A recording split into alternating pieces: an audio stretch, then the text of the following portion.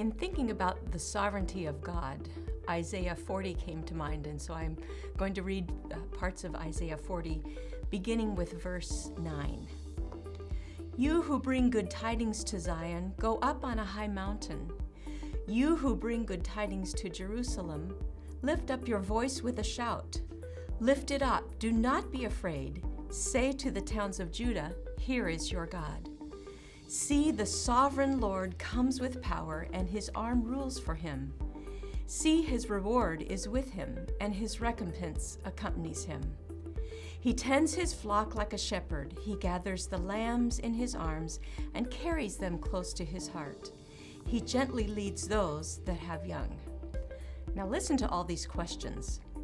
Verse 12. Who has measured the waters in the hollow of his hand, or with the breadth of his hand marked off the heavens? Who has held the dust of the earth in a basket, or weighed the mountains on the scales and the hills in a balance? Whom did the Lord consult to enlighten him, and who taught him the right way? Who was it that taught him knowledge, or showed him the path of understanding? Surely the nations are like a drop in a bucket. They are regarded as dust on the scales. He weighs the islands as though they were fine dust. Lebanon is not sufficient for altar fires, nor its animals enough for burnt offerings. Before him all the nations are as nothing.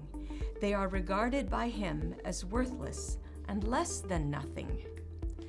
To whom then will you compare God? What image will you compare him to? As for an idol, a craftsman casts it, and a goldsmith overlays it with gold and fashions silver chains for it. A man too poor to present such an offering selects wood that will not rot.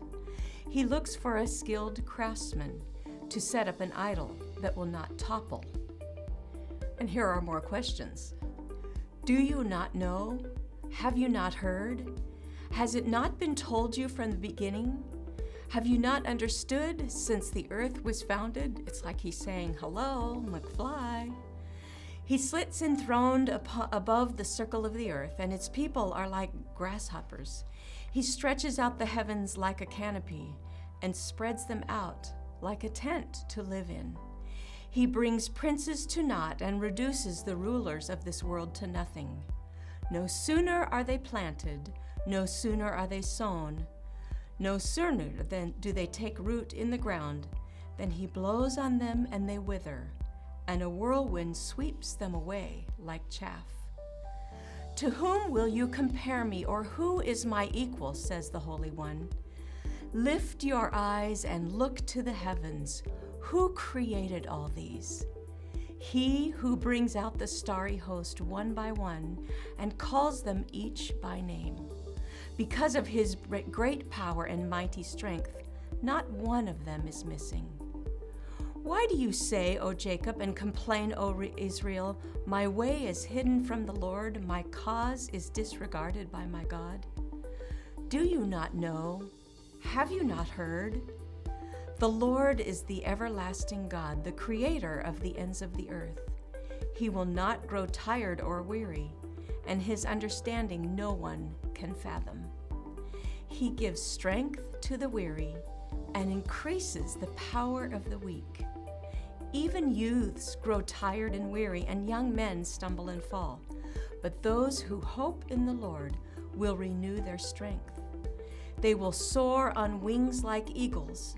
They will run and not grow weary. They will walk and not be faint.